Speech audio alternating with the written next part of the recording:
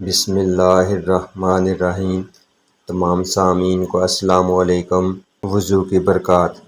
آپ رسول اللہ صلی اللہ علیہ وآلہ وسلم نے وضو کیا اور آپ صلی اللہ علیہ وآلہ وسلم نے فرمایا کہ میری امت کے لوگ وضو کے نشانات کی وجہ سے قیامت کے دن سفید پیشانی اور سفید ہاتھ پاؤں والوں کی شکل میں بلائے جائیں گے۔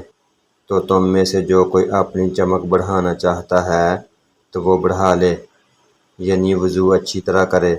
وضو کی فضیلت کے بارے میں ایک چینی ڈاکٹر کیا کہتا ہے۔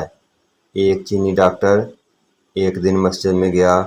اس نے دیکھا کہ ایک مسلمان منہ ہاتھ دھو رہا ہے۔ وہ مسلمان کے پاس گیا اور پوچھا کہ جس طریقے سے آپ منہ ہاتھ دھو رہے تھے، یہ طریقہ آپ کو کس نے سکھایا ہے؟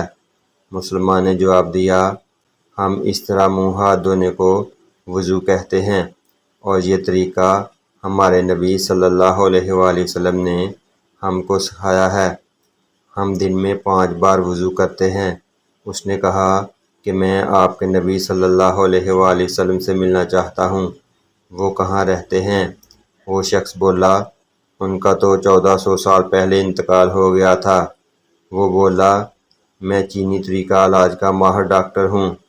ہم جانتے ہیں قدرت نے انسان کے جسم میں کھال کے نیچے 66 مقامات پر ایک خاص قسم کے سوئچ نصب کیے ہیں۔ چینی طریقہ علاج میں ان 66 مقامات پر ایک خاص طریقے سے مساج کیا جاتا ہے، جس سے 50 سے زیادہ بیماریوں کا مؤثر علاج ہوتا ہے۔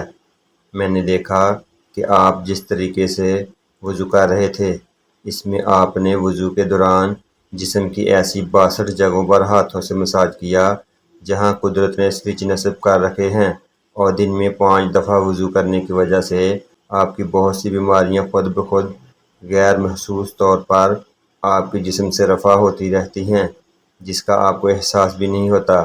میرا خیال تھا کہ جس شخص نے آپ کو وضو کا یہ طریقہ سکھایا، وہ یقیناً انسانیت کا درد دل میں رکھنے والا ایک عظیم محقق اور علم طب کا ماہر ہوگا۔ سبحان اللہ۔